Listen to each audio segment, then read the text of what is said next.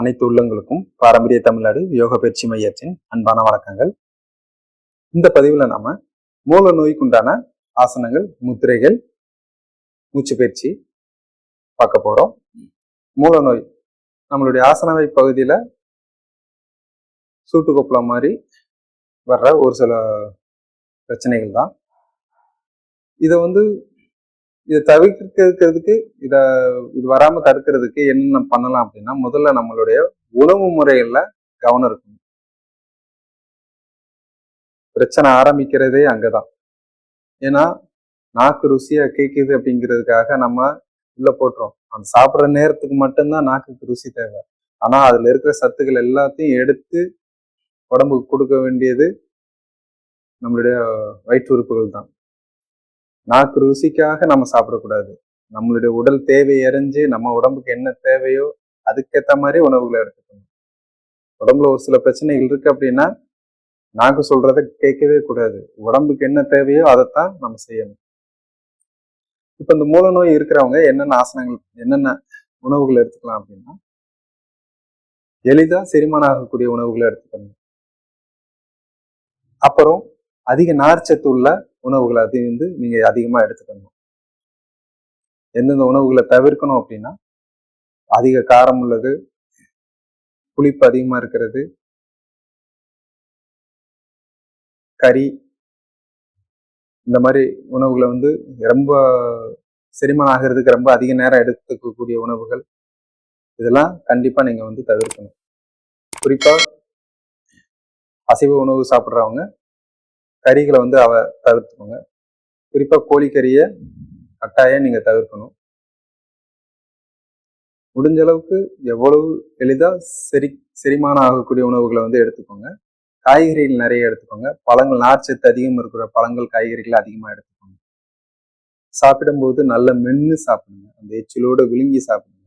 அப்படின்னா தான் வயிற்றுக்குள்ள போகிறதுக்கு முன்னாடியே அந்த உணவு செரிமானத்துக்கு ரொம்ப சீக்கிரம் தயாராகிவிடும். முடிஞ்ச அளவுக்கு உடம்ப குளிர்ச்சியா வச்சுக்க முயற்சி செய்யுங்க. வாங்க ஆசனத்துக்குள்ள போகலாம்.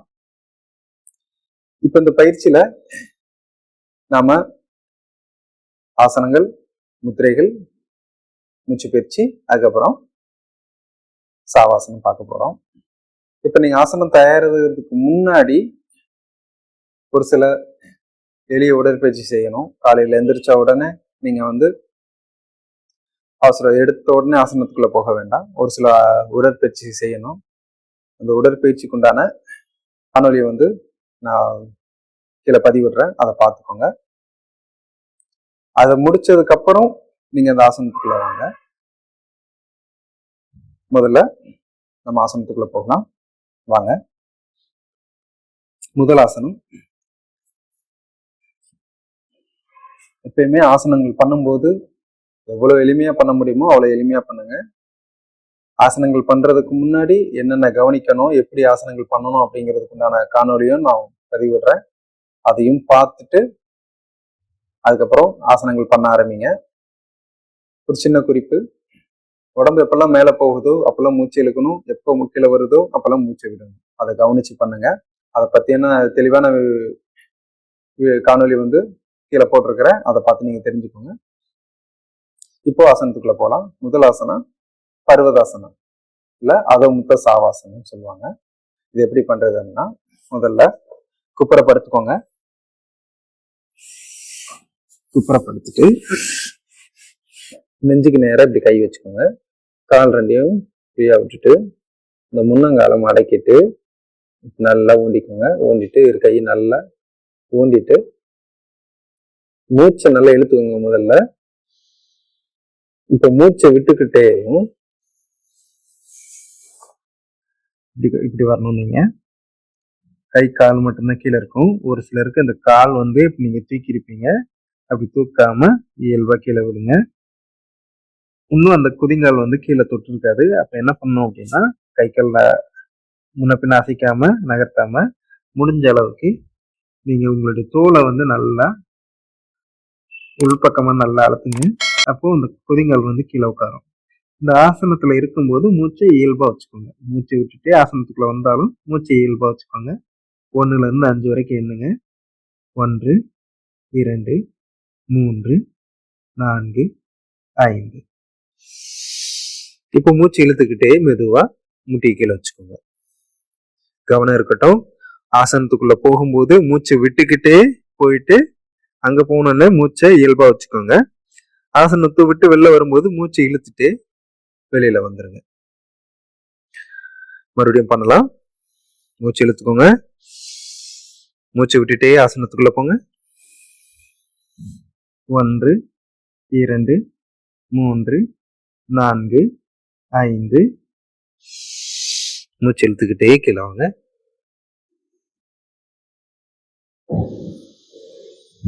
இப்போ மூச்சை விட்டுக்கிட்டே ஆசனத்துக்குள்ள போங்க. 1, 2, 3, 4, 5.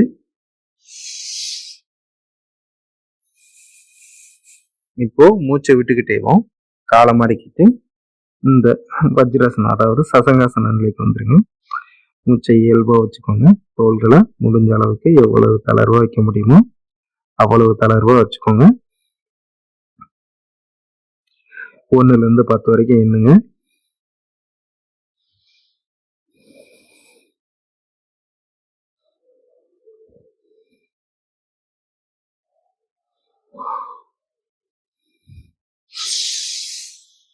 இப்போ மூச்சு இழுத்துட்டே கீழே வாங்க.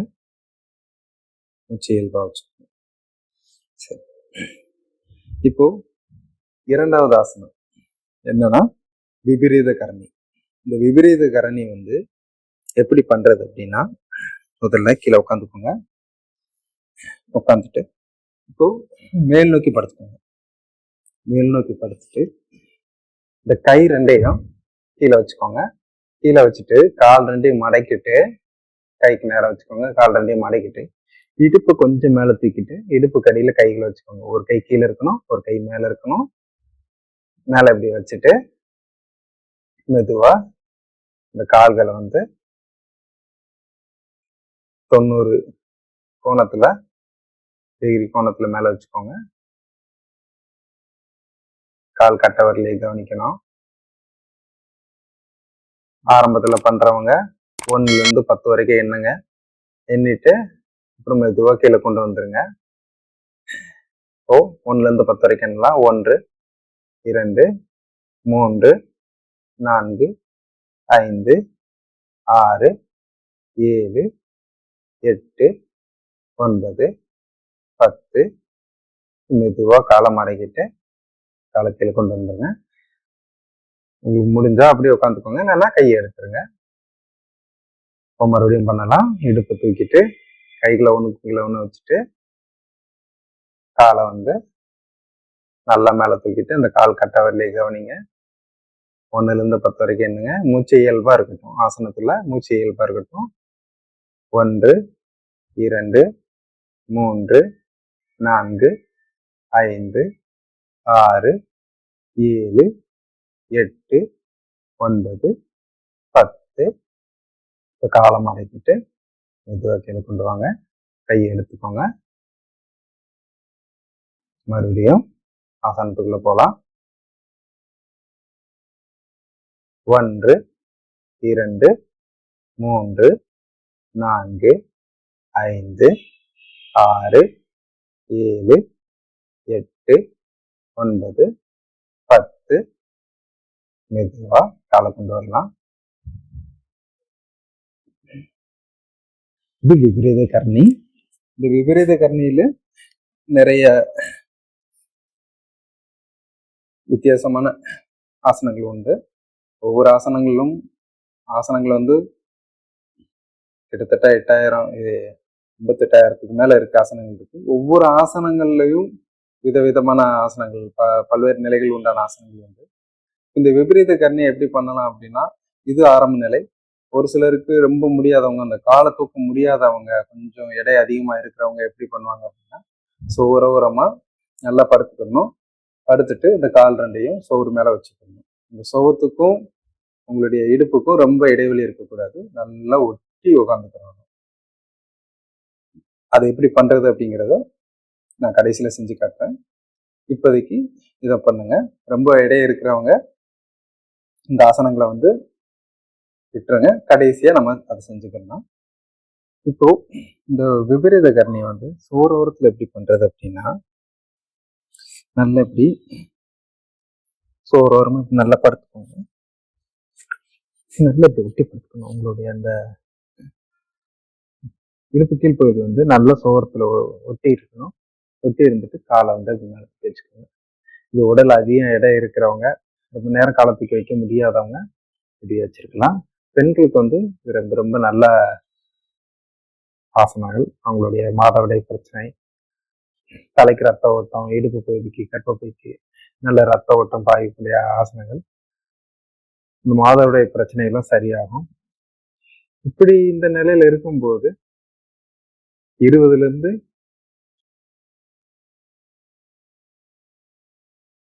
இந்த நிலையில 20ல இருந்து அரை மணி நேரம் வரைக்காவது நம்ம இப்படியே இருக்கலாம். ஒரு சிலருக்கு கால் வலிக்கும், ரொம்ப முடியாதவங்க வந்துடலாம். இப்படி சோரோரத்துல பண்ணும்போது குறைஞ்சது ஒரு 10 நிமிஷமாவது இப்படி இருந்தீங்க அப்படின்னா உங்களுக்கு வந்து அதனுடைய பலன்கள் ரொம்ப ரொம்ப அதிகம். காலில் இருந்து தலை வரைக்கும் நல்லா ரத்த ஓட்டம் பாயும். மூல நோய்க்கும் இது ரொம்ப நல்ல சிறந்த ஒரு ஆசனம். ஒரு சிலருக்கு கால் வலி எடுக்க ஆரம்பிச்சிடும் நேர எடுக்க அப்போ அவங்க கொஞ்சமா காலை கீழே இறக்கி வச்சுட்டு கொஞ்சம் நேரத்துக்கு அப்புறம் மறுபடியும் காலை மேலே ஏற்றிக்கோங்க. குறைஞ்சது 10 நிமிஷமாவது இருங்க. அதிக இன்னும் நல்லா பண்ண முடியும் அப்படின்னா 20 நிமிஷத்துக்கு மேல நீங்க இதே ஆசனங்கள் இருக்கலாம். அப்போ அதோட பலன்கள் வந்து நல்லா அதிகமா கிடைக்கும். இது சோரோரத்துல வச்சு பண்ற விபரீத கரணி. இந்த ஆசனத்துல இருக்கும்போது மூச்சை இயல்பா வச்சுக்கோங்க. இப்ப ஆசனத்தை விட்டு வெளில வரணும் அப்படின்னா காலை மடக்கிட்டு மெதுவா கால்களை கீழே கொண்டு வந்து ஒரு பக்கமா திரும்பி கையோடி எந்திரிச்சுக்கோங்க. இல்லை அப்படின்னா உங்களுக்கு எப்போ ஒரு சிலரால உடனே எந்திரிக்க முடியாது, எப்போ எந்திரிக்க தோணுதோ, எப்போ எந்திரிக்க முடியுதோ அப்போ எந்திரிச்சுக்கோங்க. ஸோ இதே மாதிரிதான் நம்ம விபரீத கர்ணியை வந்து சௌரோரத்துல பண்றது பண்ண முடியும். இப்போ 3வது ஆசனம். ஒவ்வொரு ஆசனத்துக்கு இடையிலையும் கொஞ்சம் இடைவெளி விட்டுக்கோங்க. ரொம்ப மூச்சு வாங்குது அப்படின்னா கொஞ்சம் இடைவெளி விட்டுக்கோங்க. இல்லை என்னால முடியுது சரி அப்படின்னா நீங்க அடுத்தடுத்து போய்க்கலாம். இப்போ 3வது ஆசனம் என்ன அப்படின்னா வஜ்ராசனம். இந்த வஜ்ராசனம் வந்து காலை வந்து நல்லா இப்படி மடக்கிட்டு அப்படி வச்சுக்கணும். இந்த உள்ளங்கால் வந்து அதாவது நம்மளுடைய கால்கள் வந்து எப்படி இருக்கணும் அப்படின்னா உள் பக்கமா வளைஞ்சிருக்கணும். பின் பக்கமா காட்டுற பாருங்க. அதாவது இந்த கால்கள் வந்து உள் பக்கமா வளைஞ்சிருக்கணும். இடது கட்டவரல் கீழே இருக்கணும், வலது கட்டவரல் அது மேல இருக்கணும். இப்படி இருந்தா போதும். ஆனா ஒரு சிலர் வந்து இப்படி உட்காருவீங்க. இந்த கால்களை வந்து முன்னங்கால்களை வந்து வெளிப்பக்கமா கொண்டு வந்து வச்சு வைப்பீங்க. அப்படி உட்காரக்கூடாது. இந்த உள்பக்கமா தான் இருக்கும். உங்க வீட்டுல குழந்தைகள் யாராவது இதே மாதிரி வெளிப்பக்கமா இப்படி வச்சு உட்கார்ந்தாங்க அப்படின்னா அது அந்த மாதிரி உட்கார்றதுக்கு அவங்கள வந்து அனுமதிக்காதீங்க. நேரா ஒண்ணு இப்படி உட்கார வைக்கலாம். உள் பக்கமா வளைஞ்சிருந்தா தைரியமா உட்கார வைக்கலாம். வெளிப்பக்கமா மட்டும் உட்கார்றதுக்கு அவங்கள அனுமதிக்காதீங்க. இந்த ஆசனத்துல நீங்க அப்படியே இருக்கலாம். கொஞ்ச நேரம் அப்படியே இருங்க. ஒரு 1ல இருந்து ஒரு 30 என்ற வரைக்கும் இந்த ஆசனங்கள்ல அப்படி இருந்துக்கலாம்.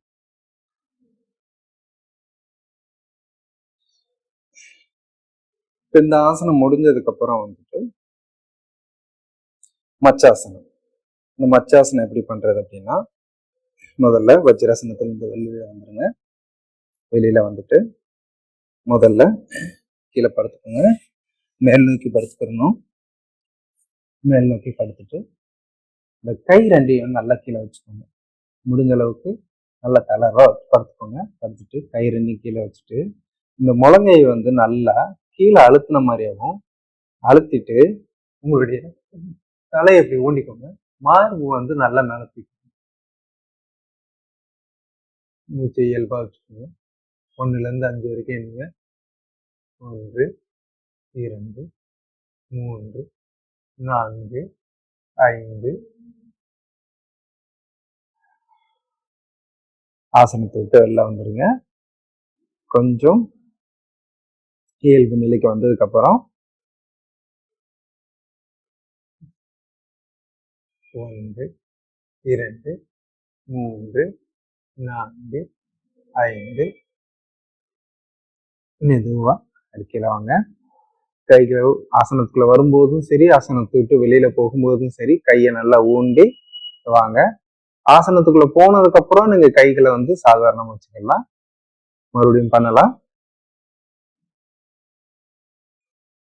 1 2 3 4 5.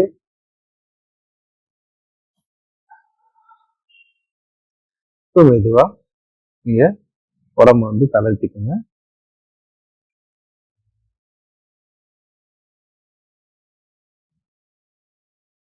கொஞ்ச நேரம் அப்படியே தளர்வா படுத்துக்கோங்க. ஓய்வு தேவை இருக்கும், ரொம்ப கஷ்டமா இருந்தது அப்படின்னா கொஞ்ச நேரம் அப்படியே படுத்துக்கோங்க. ஒவ்வொரு ஆசனத்துக்கு இடையிலையும் கொஞ்சம் இடைவெளி விட்டுக்கோங்க. இப்போ எழுந்திருக்கிறது ஒரு பக்கமா திரும்பி கை ஊண்டி எழுந்திங்க.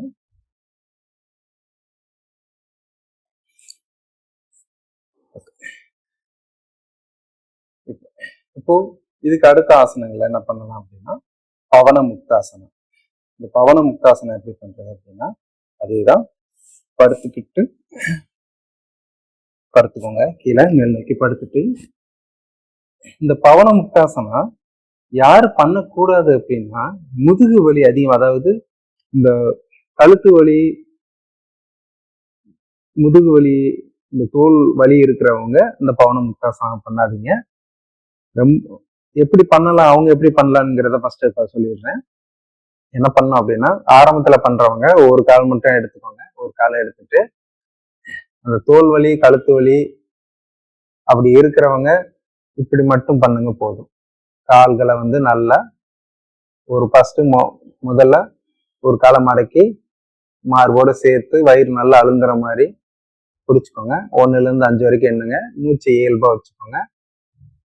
1 2 3 4 5. இப்போ மூச்சு விட்டுட்டு எடுத்துக்கோங்க. இப்போ எதிர்பக்கமா பண்ணுங்க. அதே மாதிரிதான் தலை தூக்காம பண்ணுங்க. 1 2 3 4 5. அடுத்து 2 கால்களையும் சேர்த்து பண்ணுங்க.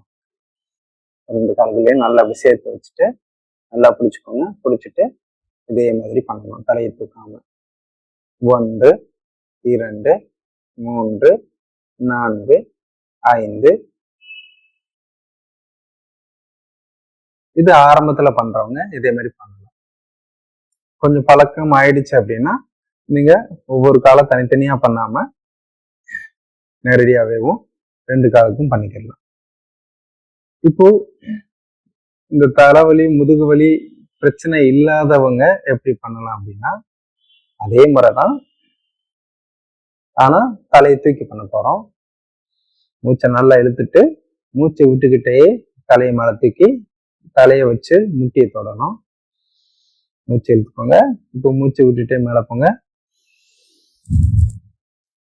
1லேருந்து 5 வரைக்கும் எண்ணுங்க. ஆசனத்துக்குள்ள போனதுக்கு அப்புறம் மூச்சை இயல்பா வச்சுக்கோங்க. 1 2 3 4 5. மூச்சு விட்டுட்டே கீழே வந்துடலாம். சரி, மூச்சு இழுத்துக்கிட்டே கீழே வந்துடலாம். மறுபடியும் மூச்சை விட்டுட்டு மேல வாங்க. 1 2 3 4 5. மூச்சு இழுத்துட்டு மேல வரலாம். இதே மாதிரி எதிர்ப்பக்கம் மூச்சு இழுத்துக்கோங்க. மூச்சை விட்டுட்டே 1 2 3 4 5. மூச்சு இழுத்துட்டே மேல வாங்க. இப்போ மூச்சு விட்டுட்டே கீழே போங்க. 1 2 3 4 5. இது ஆரம்பத்துல பண்றது. இதுக்கப்புறம் இரு கால்களையும் சேர்த்த மாதிரி கால்களை வந்து நல்லா அப்படியே கோர்த்துக்கோங்க. கோர்த்துட்டு மார்பு மேலேயும் வயிறு மேலேயும் நல்லா அழுந்த மாதிரி வச்சுட்டு தலையை மட்டும் மேலே தூக்கி முட்டி தொடுங்க. மூச்சை இழுத்துட்டு மூச்சை விட்டுக்கிட்டே தலை தூக்கிட்டு 1 2 3 4 5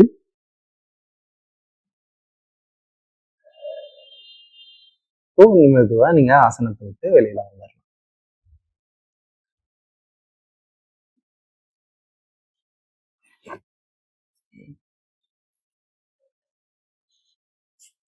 இப்போ இந்த ஆசனங்கள் போதும். மூல நோய் பிரச்சனை இருக்கிறவங்க, மூல நோய் உள்ளவங்க இந்த ஆசனங்களை மட்டும் செய்தா போதும். தினந்தோறும் இந்த ஆசனங்களை வந்து நீங்க செய்யுங்க. இப்போ முத்திரைகள் பார்க்கலாம். இப்போ முத்திரைகள் பொறுத்தளவுல நம்ம உடம்பை பொறுத்தளவுல பெரும்பாலும் பிரச்சனை எங்க ஆரம்பிக்கும் அப்படின்னா நம்மளுடைய வயிற்றுல இருந்து ஆரம்பிக்கும். பெரும்பாலும் பிரச்சனைகள் அங்கிருந்து தான் ஆரம்பிக்கும். ஏன்னா நம்ம சரியா சாப்பிடாம நம்ம உடம்புக்கு தேவையில்லாத, அதாவது தேவையானது கொடுக்காம தேவையில்லாம உடம்புல அதிகமா சேர்க்கும் போது அது பிரச்சனை அங்க ஆரம்பிக்கும். செரிமானத்துல ஆரம்பிக்கும். செரிமானத்துல இருந்து அதுக்கப்புறம் வந்து அது மலச்சிக்கல் கொண்டு வரும். ஆனா அந்த மலமானது சரியா வெளியேறாது. அப்போ அது மலச்சிக்கலுக்கு இதாகும். இப்போ உடல்ல வந்து கழிவுகள் தேங்க ஆரம்பிக்கும். உடல்ல கழிவுகள் தேங்க ஆரம்பிச்சுட்டாலே அது அடுத்தடுத்த பிரச்சனைகளை கொண்டு போய் விடும். அதனால நம்ம சாப்பிட்ற சாப்பாடு நம்மளுடைய உடம்புக்கு தேவையறிஞ்சு கொடுத்தா போதும். அதுல கவனம் இருக்கட்டும். நாக்கோட ருசிக்காக சாப்பிடாதீங்க, உடம்பு தேவையறிஞ்சு சாப்பிடுங்க. இப்போ முத்திரைகளை பொறுத்தளவுல நம்ம உடம்பை பொறுத்தளவுல ஒரு சில விஷயங்களை வந்து குறைக்கணும். அதுல வந்து இந்த வாயு பிரச்சனை, உடலை விட்டு உயிர் சக்தி வந்து அதிகம் வெளியேறாம பார்த்துக்கிறது. அப்போ 3 விஷயங்களை வந்து நம்ம வந்து சம அளவுல வச்சுக்கணும். வாதம், பித்தம், கபம். அப்போ அந்த வாதம், பித்தம், கபல அந்த மூல நோய்க்கு வந்து முதல்ல வந்துட்டு அவங்க என்ன முத்திரை பண்ணலாம் அப்படின்னா இந்த வாயு முத்திரை வச்சுக்கலாம். வாயு முத்திரை வந்து முதல்ல வந்து உடல்ல உள்ள அந்த தேவையில்லாத வாயுவை வெளியேற்றிட்டாலே போதும். அது என்ன பண்ணணும் அப்படின்னா இந்த வாயு முத்திரை வந்துட்டு இந்த ஆள்காட்டி விரலை இந்த கட்டை வரல இந்த கீழ் ரேகையோட சேர்த்து இந்த மாதிரி வச்சுட்டு சாதாரணமா இப்படி வச்சுக்கணும். இந்த முதிரையை வந்து தினந்தோறும் வந்து நீங்க என்ன பண்ணலாம் அப்படின்னா ஒரு 20 நிமிஷத்துல இருந்து 1 மணி நேரம் வரைக்கும் நீங்க ஒரு 48 நாள் தொடர்ந்து நீங்க இதை பண்ணலாம். நீங்க சும்மா சாதாரணமா வீட்டுல இருக்கும்போதோ இல்ல பயணம் பண்ணும்போதோ இல்ல வேலை செய்யும் போது முடிஞ்ச அளவுக்கு நம்ம அதை பண்றது கஷ்டம். அது நீங்க எப்போ ஃப்ரீயா இருக்கீங்களோ அந்த நேரத்துல அந்த முதிரையை வந்து நீங்க பண்ணுங்க. சாப்பிட்ட உடனே மட்டும் பண்ண வேண்டாம். இந்த முதிரையில கையில நேரம் வச்சு இந்த மாதிரி உட்காந்து நீங்க ஒண்ணு தியானம் பண்ணுங்க, இல்ல மூச்சை கவனிச்சுட்டு இந்த முதிரையிலே இருக்கு. இந்த முதிரை வந்து நம்ம உடல்ல வந்து உள்ள வாயுவை வந்து வெளியேற்றும், காத்த வந்து வெளியேற்றும். இது 2வது முத்திரை என்ன அப்படின்னா அஸ்வினி முத்திரைன்னு சொல்லுவாங்க. அஸ்வினினா குதிரை முத்திரை. இந்த குதிரை முத்திரை எப்படி பண்றது அப்படிங்கிறத இதனுடைய பலன்கள் என்ன அப்படிங்கிறத பத்தி தெளிவா வேற ஒரு வீடியோல நான் போட்டிருக்கிறேன். வேற ஒரு காணொலியில் நான் போட்டிருக்கிறேன். அதை பார்த்து நல்லா தெரிஞ்சுக்கோங்க. இப்போ இதை எப்படி பண்ணலாம் அப்படிங்கிறத நான் சொல்றேன். இந்த அஸ்வினி முத்ரா ஆரம்பத்துல 1ல இருந்து 10 முறை வரைக்கும் போடுங்க. தினந்தோறும் போடுங்க.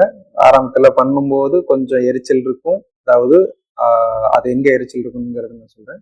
எரிச்சல் இருக்கும். அப்படி எரிச்சல் இருந்தது அப்படின்னா அந்த இடத்துல எண்ணெய் தடவிக்கணும். அதாவது அஸ்வினி முத்ரா எப்படி போடணும் அப்படின்னா நம்மளுடைய ஆசன வாயு இருக்குல்ல, புதம் இருக்குல்ல, அதை வந்து நல்லா சுருக்கி பிடிக்கணும். சுருக்கி பிடிச்சு அப்படி மெதுவா விடணும். அதாவது நீங்க ஆடு மாடு வந்து சாணம் போடும்போது பார்த்திருந்தீங்கன்னா தெரியும். இந்த ஆசன வாயை வந்து அது நல்லா சுருக்கி விரிக்கும். அதே விஷயத்தான் அது எல்லா உயிரினங்களும் பண்ணும். அதே தான் நம்மளும் பண்ண போறோம். என்ன பண்ணோம்னா அந்த ஆசன வாயை வந்து நல்லா சுருக்கி பிடிச்சுக்கிடணும். அப்புறம் மெதுவா அதை வெளியிடணும். இது வந்து 1ல இருந்து 10 முறை வரைக்கும் பண்ணுங்க. டெய்லி பண்ணுங்க. தினந்தோறும் பண்ணும்போது அது புதுசா பண்ணும்போது அந்த மலம் வெளியேறும் போது கொஞ்சம் எரிச்சல் இருக்கும். இல்லைன்னா கொஞ்சம் இறுக்கமா போற மாதிரி ஒரு இது இருக்கும். அப்படி சூழ்நிலை வந்தது அப்படின்னா நீங்க எண்ணெய் தடவிக்கோங்க. அந்த இடத்துல உங்களுடைய ஆசன வாய் பகுதியில சுத்தியும் கொஞ்சம் எண்ணெய் தடவிக்கோங்க. ஒரு 2-3 நாள்ல அது சரியாயிடும். இது தினந்தோறும் இந்த அஸ்வினி முத்திரையை வந்து நீங்க டெய்லி பண்ணணும். இப்போ பண்ணலாம். கை ரெண்டையும் வாயு முத்திரால வச்சுக்கோங்க. வாயு முத்திரால வச்சுட்டு ஆசன வாய் பகுதியை நல்லா இறுக்கி பிடிச்சுக்கோங்க. இறுக்கி பிடிச்சிட்டு நான் சொல்ல சொல்ல பண்ணுங்க. இறுக்கி பிடிச்சுக்கோங்க. 1, மெதுவா அதை தளர்த்திக்கோங்க. மறுபடியும் இறுக்கி பிடிச்சுக்கோங்க. 2, மெதுவா விட்டுருங்க. மறுபடியும் இறுக்கி பிடிச்சுக்கோங்க. 3, மறுபடியும் மெதுவா தளர்த்திக்கோங்க. மறுபடியும் இறுக்கி பிடிங்க. 4, மெதுவா தளர்த்திக்கோங்க. மறுபடியும் இறுக்கி பிடிங்க. 5, அப்புறம் மெதுவா தளர்த்திக்கோங்க. மறுபடியும் இறுக்கி பிடிச்சுக்கோங்க. 6, மெதுவா தளர்த்திக்கோங்க. மறுபடியும் இறுக்கி பிடிங்க. 7, அப்புறம் தளர்த்திக்கோங்க. மறுபடியும் இறுக்கி பிடிங்க. 8, அப்புறம் தளர்த்திக்கோங்க. மறுபடியும் இறுக்கி பிடிங்க. 9, அப்புறம் தளர்த்திக்கோங்க. மறுபடியும் இறுக்கி பிடிங்க. 10, அப்புறம் தளர்த்திக்கோங்க. இதே மாதிரி தினந்தோறும் ஒரு 10 முறை நீங்க பண்ணுங்க. மூல நோய் அவ்வளவு சீக்கிரமா குணமாகும். இப்போ அடுத்து என்ன பண்ண போறோம்னா மூச்சு பயிற்சி பண்ண போறோம். இப்போ மூல நோய் இருக்கிறவங்க ஒரு சில மூச்சு பயிற்சி நிறைய உண்டு. ஒரு சிலர் வந்து இந்த கபாலபதி, பஸ்ட்ரிகா அந்த மாதிரி நிறைய மூச்சு பயிற்சி பண்ணுவாங்க. நீங்க அதெல்லாம் பண்ண வேண்டாம். இப்போதைக்கு இந்த மூல நோய் சரியாகிற வரைக்கும் என்ன பண்ணுங்கன்னா இடது கையை வாயு முத்ரால வச்சுக்கோங்க. வலது கையை வந்துட்டு நாசிகா முத்ரால வச்சுக்கோங்க. அதாவது ஆள் கட்டி விரல் நடுவரல மடக்கிட்டு மோதிர வரலையும் சுண்டு வரலையும் அப்படி வச்சுக்கோங்க. அப்படி வச்சுட்டு கட்டை வரல வச்சு வலது பக்கம் அடைச்சிட்டு இடது பக்கம் மூச்சு இழுங்க. அதாவது நாடி சுத்தி தான், ஆனா அதனுடைய விகிதம் வந்து 2 பக்கமும் சமமா இருக்கணும். அதாவது நாடி சுத்தி பெரும்பாலும் எப்படி பண்ணுவாங்கன்னா 1:2 அந்த விகிதத்துல பண்ணுவாங்க. அதாவது 1:2 அப்படிங்கிற விகிதத்துல பண்ணுவாங்க. அதாவது ஒரு நொடிக்கு நீங்க மூச்சு இழுத்தீங்கன்னா 2 நொடி ஆகுற வரைக்கும் நீங்க மூச்சை மெதுவா விடுங்க. அப்புறம் மறுபடியும் இந்த பக்கம் மூச்சை ஒரு நொடியில நீங்க எடுத்தீங்கன்னா இந்த பக்கம் வந்துட்டு 2 நொடி ஆகுற வரைக்கும் மெதுவா விடுங்க. நம்ம அப்படி பண்ண வேண்டாம். இயல்பா உங்களுடைய மூச்சு இயல்பா வச்சு இயல்பாவே பண்ணுங்க. 2 பக்கமும் சம அளவுல வச்சு பண்ணுங்க. ரொம்ப வேகமாகவும் வேகமா விடுறதும் பண்ண வேண்டாம். இயல்பான மூச்சுல பண்ணுங்க போதும். நீங்க பாருங்க. வலது நாசியை அடைச்சிட்டு இடது பக்கம் மூச்சு எழுங்க. இழுத்து முடிச்சுட்டு இடது பக்கத்தை மோதிர வரலிட்டு அடைச்சிட்டு வலது பக்கம் மூச்சை விடுங்க.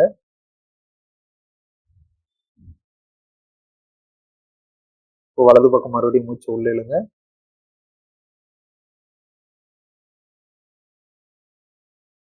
வலது பக்கத்தை அடைச்சிட்டு இடது பக்கம் மூச்சை விடுங்க.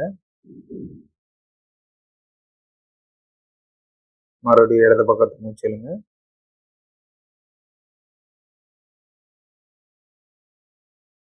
இடது பக்கத்தை அடைச்சிட்டு வலது பக்கம் மூச்சு விடுங்க. மறுபடியும் வலது பக்கம் மூச்சு இழுங்க.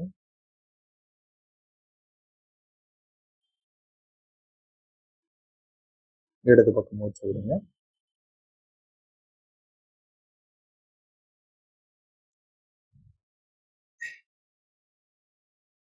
இது நாடி சோதனா, நாடி சுத்தின்னு சொல்லுவாங்க. ஒரு சிலர் நாடி சோதனான்னு சொல்லுவாங்க. ஒரு சிலர் வந்து அனலும் பிலவும்னு சொல்லுவாங்க. இந்த மூச்சு பயிற்சியை இயல்பா பண்ணுங்க.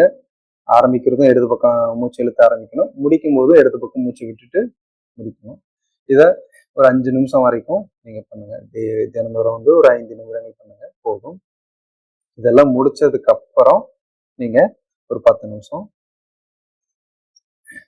சாவாசன நிலையில படுத்துக்கோங்க. இந்த சாவாசனம் பண்றதுக்கு உண்டான ஏன்னா இந்த சாவாசனத்துல நீங்க என்ன பண்ணுவீங்க அப்படின்னா உடம்பு வந்து முழுவதும் நீங்க தளர்த்தணும்.